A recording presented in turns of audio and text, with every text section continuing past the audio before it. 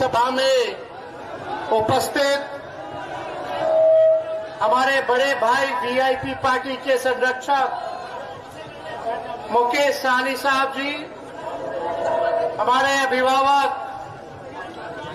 राष्ट्रीय प्रधान महासचिव राष्ट्रीय जनता दल और एमएलसी अब्दुल बारी सिद्दीकी साहब जी, यहाँ उपस्थित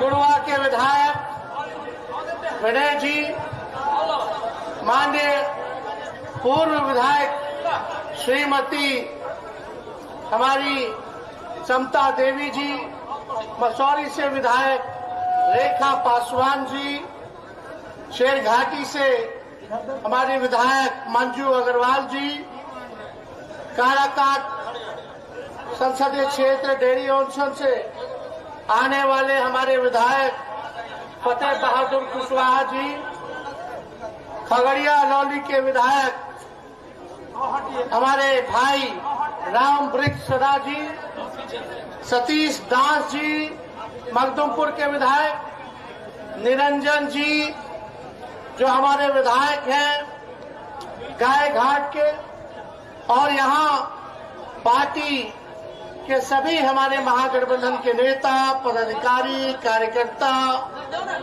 और भारत शक्ति से आए हुए हमारे बुजुर्ग अभिभावक को यही पैर छू करके प्रणाम करते हैं। माताएं बहनों को हाथ जोड़ करके प्रणाम करते हैं और हमारे नौजवान युवा साथियों को यहीं से गले लगाने का काम करते हैं। इतना कड़ा धूप है और इतनी बड़ी संख्या में आप लोग यहाँ आए हैं, इसके लिए आप सब लोगों को धन्यवाद देते हैं। देखिए, चुनाव है और चुनाव में लालू जी ने सरबजीत कुमार जी को गया लोकसभा से प्रत्याशी बनाया है। सरबजीत पासवान जी को कृषि मंत्री रह चुके हैं, पर्यटन मंत्री रह चुके हैं। इनके पिताजी ने गया के लिए बहुत कुछ किया, समाजवादी नेता रहे। आज हम लोग सब लोग याद करते हैं। आज उन्हीं के रास्ते कदम पर सरबजीत भाई चल रहे हैं, नौजवान हैं, सुख दुख के आपके भागीदार रहते हैं, मिलनसार व्यक्ति हैं। यही बोधगया के विधायक हैं और बोधगया में ऐसा कोई गांव नहीं होगा जहां इन्होंने रोड और पुलिया देने का काम किया। मुझे पूरा आशा है, विश्वास है कि बाराचट्टी की जनता अपने घर के बेटा को एक एक वोट देकर के एमपी बनाने का काम करेगी। और देखिए, हम मुद्दे की बात करने आए हैं, मोदी जी की नहीं। मुद्दा क्या है रे भाई? सबसे बड़ा दुश्मन क्या है? बेरोजगारी है कि नहीं है? कितना नौजवान बेरोजगार है? जरा हाथ उठा के बताओ। कितना लोग का ब्याह नहीं हो पाया है, यही बताओ।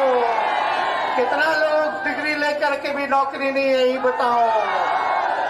बेरोजगारी हमारा सबसे बड़ा दुश्मन है।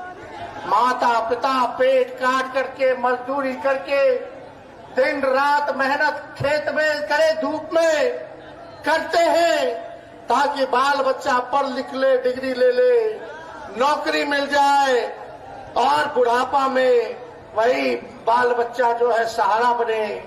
लेकिन इस पे कोई ध्यान नहीं दे रहा है। इस पे बीजेपी के लोग, मोदी जी लोग बात नहीं करते हैं।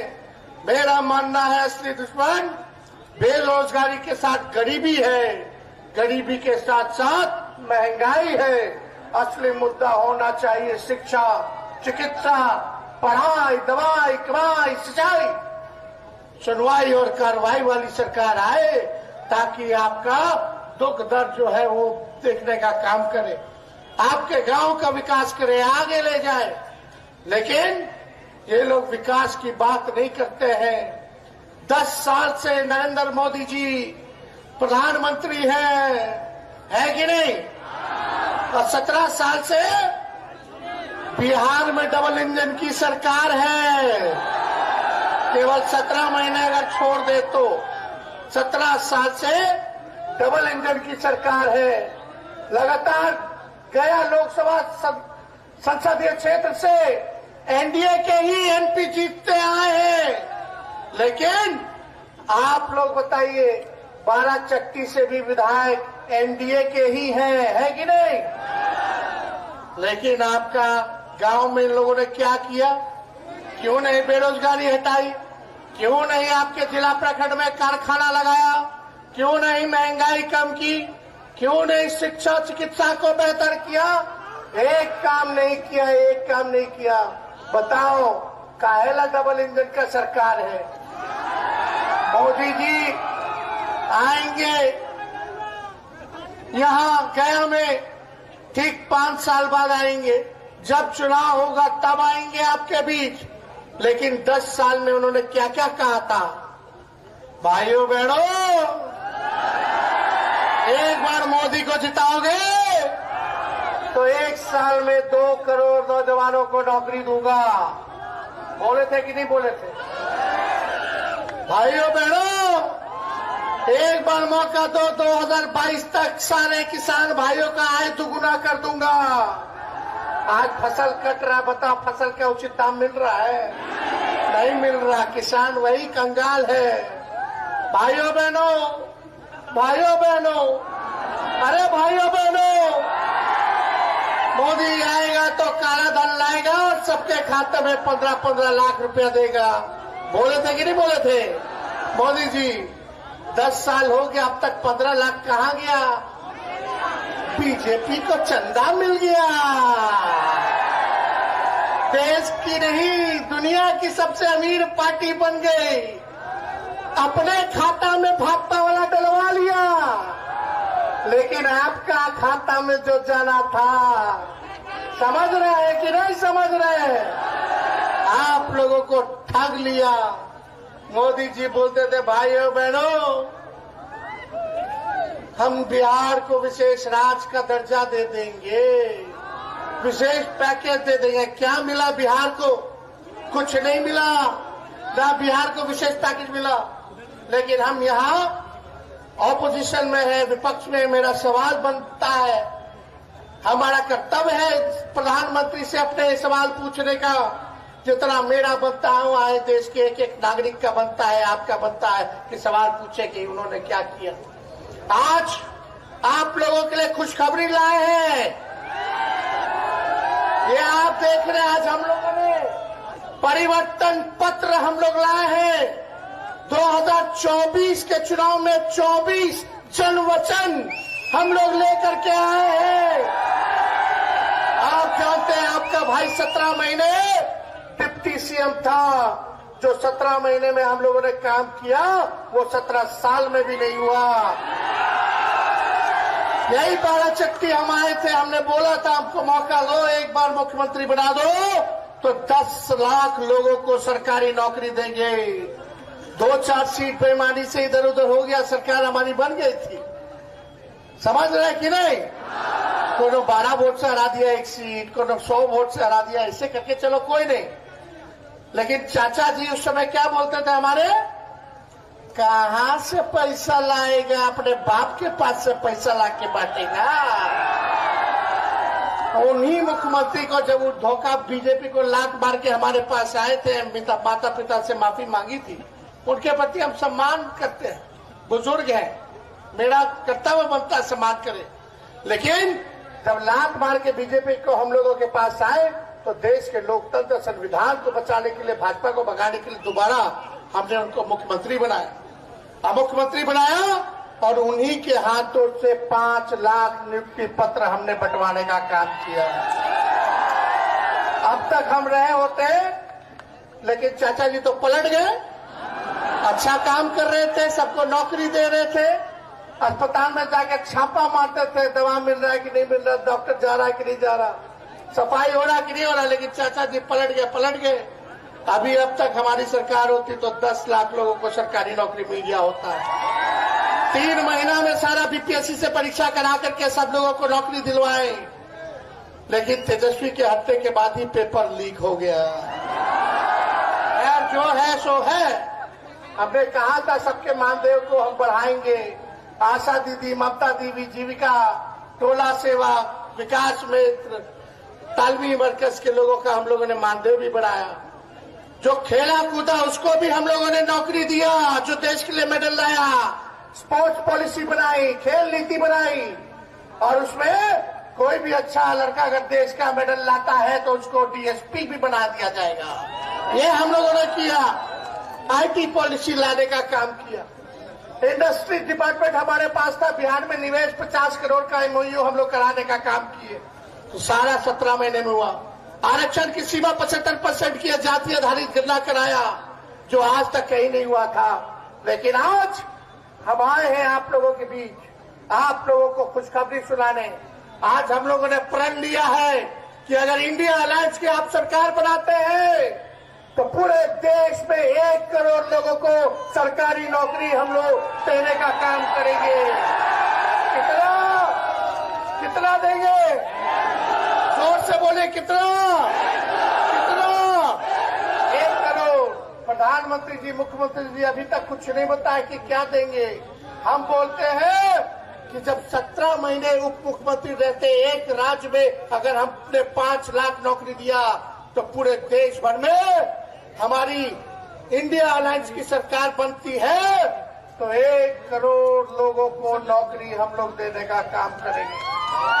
यही नहीं, जितनी गरीब परिवार है वहाँ जो भी हमारी बहनें बेटियां हैं उनको प्रति वर्ष 1 लाख रुपया हम लोग देने का काम करेंगे। 1 लाख। बिहार को विशेष राज्य का दर्जा देंगे, और यही नहीं, बिहार को स्पेशल पैकेज देंगे 1,60,000 करोड़ रुपए का। एक क्षेत्र में, एक संसदीय क्षेत्र में 4,000 करोड़ रुपया हम लोग देने का काम करेंगे, ताकि जो है विकास हो सके। इसलिए आप लोगों के पास है 200 यूनिट फ्री बिजली। कितना? 200 यूनिट फ्री बिजली। 5-5 हवाई अड्डा हम लोग जो है देने का काम करेंगे। और सबसे बड़ी बात, जो हमारे जवान भाई हैं, अभी मोदी जी योजना लेके आए हैं, अग्निवीर योजना। हमारे नौजवान भाइयों ने आंदोलन किया, कितना लोग को लाठी मार करके जेल में भेज दिया, केस मुकदमा कर दिया। जो नौजवान तैयारी करते हैं सेना में जाने की, आप देखते होंगे कि आप देखिएगा कि उन लोगों को एक योजना लाया गया अग्निवीर। अग्निवीर योजना में ऐसा नियम सब डाल दिया गया है कि मात्र 4 साल तक ही रहेगा, 4 साल के बाद बाहर कर देगा। पता 22 साल की उम्र होते होते रिटायर कर देगा जवान भाई को। फिर 22 साल के बाद क्या करेगा? हमारी सरकार बनेगी तो अग्निवीर योजना को खत्म करेगी, और पहले जैसे बहाली चलती थी वही बहाली की प्रक्रिया हम लोग शुरू करेंगे। बताइए, आप लोग नौजवान हैं, जो सिपाही हमारा देश का रक्षा करता है बॉर्डर पर, अगर वो शहीद होता है तो ये अग्निवीर योजना में उनको शहीद का दर्जा नहीं है। बताइए, शहीद का दर्जा मिलना चाहिए कि नहीं मिलना चाहिए? और जितना अर्ध सैनिक बल है, सीआरपीएफ है, सीआईएसएफ है, आईटीबीपी है, इनके भाइयों को भी, पैरामिलिट्री फोर्स वाले को शहीद का दर्जा नहीं मिलता है।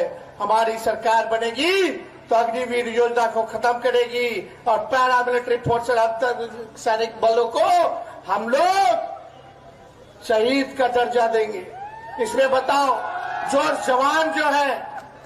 जवान जो हमारे सेना के जवान हैं, उनको 4 साल में बाहर कर देगा और उनको पेंशन भी नहीं देगा, कैंटीन की सुविधा भी नहीं दिया जाएगा, ग्रेजुटी भी नहीं मिलेगा। ऐसी स्थिति बनी हुई है। इसलिए हम लोग एक एक काम जो है देश के लिए हम लोग करेंगे, बिहार के उत्थान के लिए करेंगे। हम लोग नए सोच के हैं, नया बिहार बनाना है, तरक्की की बात करनी है, जिसमें आप सब लोगों का भविष्य जो है सुनहरा हो, उज्जवल हो। मोदी जी आएंगे, कई बार बात करेंगे। बीजेपी का मतलब बड़का झूठा पार्टी, खाली झूठ पे झूठ बोलते हैं। ऐसा झूठ बोलेंगे कि गोबर को भी हलवा बना करके परोस देंगे। ये है मोदी जी का झूठ। आंख फोड़ देंगे और चश्मा दे देंगे और बोलेंगे कि देखो हमने जो है चश्मा देने का काम किया। तो ऐसा ऐसा काम करते हैं मोदी जी। मोदी जी आपके लिए वो गाना गाते हैं, आप लोग साथ दीजिएगा कि नहीं दीजिएगा? गोविंदा के मूवी का गाना सुने कि नहीं सुने? सुने है ना? तुम तो जोर से बोलिएगा, साथ गाइएगा। तुम तो धोखेबाज हो, वादा करके भूल जाते हो। रोज रोज मोदी जी तुम ऐसा करोगे, रोज रोज मोदी जी तुम झूठ बोलोगे, जनता जो रूठ गई तो हाथ मलोगे। अरे तुम तो बाज हो, वादा करके भूल जाते हो। बताइए सही बात है कि नहीं? मोदी जी को याद ही नहीं कि पिछले बार आए थे, गया तो क्या कहा था? याद दिलाना रे भाई। 2 करोड़ रोजगार, 15-15 लाख, याद दिलाइए ना। मोदी जी बोले थे 2022 तक पक्का मकान बना दूंगा। मोदी जी बोले थे किसानों का आय दुगुना कर दूंगा, कारखाने लगवा दूंगा, बिहार से पलायन रुकवा दूंगा, गरीबी मिटा देंगे। खैर मोदी जी ने तो हमारे चाचा को डीएनए का भी गाली दिया। जब डीएनए का गाली दिया था तो हमारे चाचा नीतीश जी नाखून और बाल कटवा कटवा करके सबका भेजते थे दिल्ली, चेक करा लीजिए डीएनए बिहारी का ठीक है कि नहीं। याद है कि नहीं है? लेकिन वही नीतीश जी क्या हो गया रे भाई, पैर छू रहे हैं नीतीश जी मोदी जी का नवादा में। देखा नहीं गया हमसे, बुजुर्ग आदमी है। खैर कोई बात नहीं, यही मुख्यमंत्री जी भी कहते थे मर जाएंगे मिट जाएंगे, लेकिन भाजपा में नहीं जाएंगे। तो अब देखिए इन लोगों का कोई जम नहीं रहा है, लेकिन मुद्दे की बात होनी चाहिए। जब तक आपका गांव नहीं विकास करेगा तब तक देश विकास नहीं करेगा। और देश की आत्मा गांव में बसती है। आप लोग देखिएगा कि लोग क्या काम कर रहे हैं। बीजेपी के लोगों ने, एनडीए के लोगों ने जीतन राम मांझी जी को बनाया है कैंडिडेट। अब उनसे तो उठ बैठ चल भी नहीं हो पाता है। अब उनको अस्थिर से बैठना चाहिए। अब मोदी जी परिवारवाद कहते तो जीतन राम मांझी, संतोष मांझी और उनके समधन ज्योति मांझी जी, वो लोग क्या है रे भाई? परिवार नहीं है? क्या है कि नहीं? कथनी और करनी में कितना भारी अंतर है इन लोगों का। खैर हम इस पे ज्यादा टिप्पणी नहीं करेंगे, आप जनता मालिक है। लेकिन बताइए सरबजीत जी को जिताइएगा कि नहीं जिताइएगा?